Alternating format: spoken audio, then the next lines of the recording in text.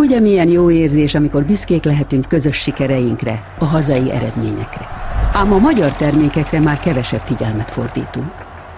Országunk kiváló adottságait ismerve sokan azt gondolják, hogy élelmiszeriparunk önellátó.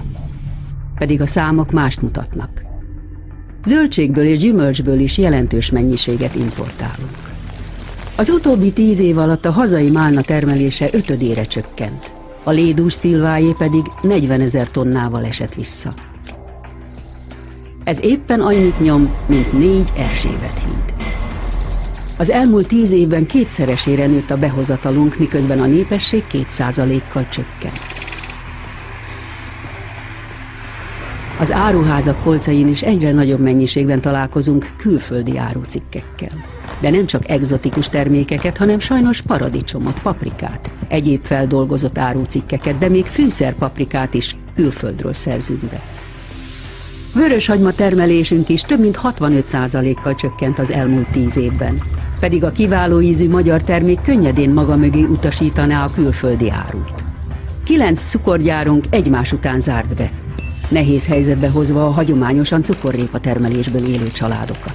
Mára a cukor 60%-át külföldről szerezzük be, és mindössze 1 cukorgyárunk maradt.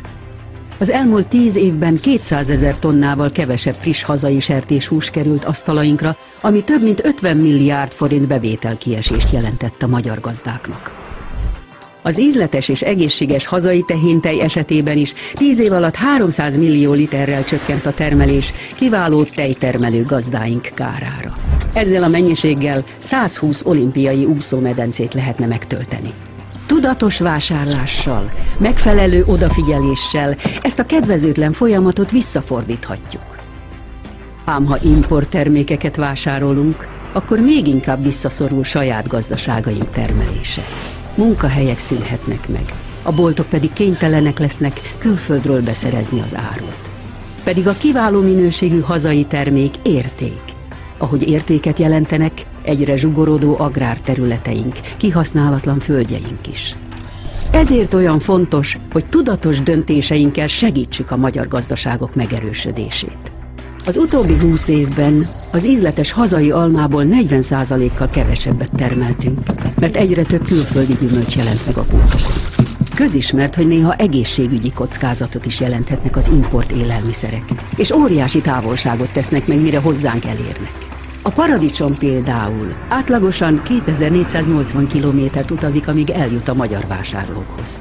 Napok, esetleg hetek telnek el, mire az úgynevezett friss áru a polcokra kerül. Ezzel szemben a kiváló és zamatos hazai áru akár órák alatt az asztalunkon lehet.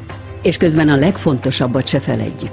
Helyes választásunkat rengeteg érv segíti. Kiváló természeti adottságaink és mezőgazdaságunk páratlan hagyományai mellett a 6 millió hektárnyi minőségi termőterület és a 180 000 professzionális gazdálkodó. Nagyon jó példa a kitűnő magyar borok sikertörténete.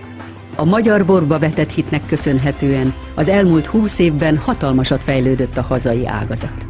Boraink sorra kapják a rangos nemzetközi elismeréseket. A minőség jelentős emelkedésének köszönhetően a boltok polcain 95%-ban hazai termékekkel találkozunk.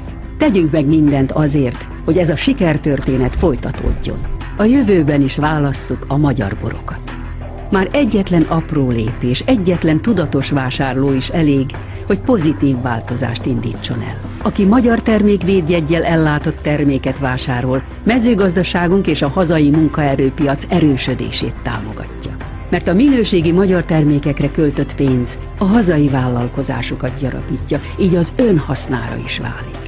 Fordítsuk nekünk kedvező irányba a folyamatokat. Keresse a magyar árut, kérdezzen utána, és amikor csak lehet, vásároljon magyar terméket.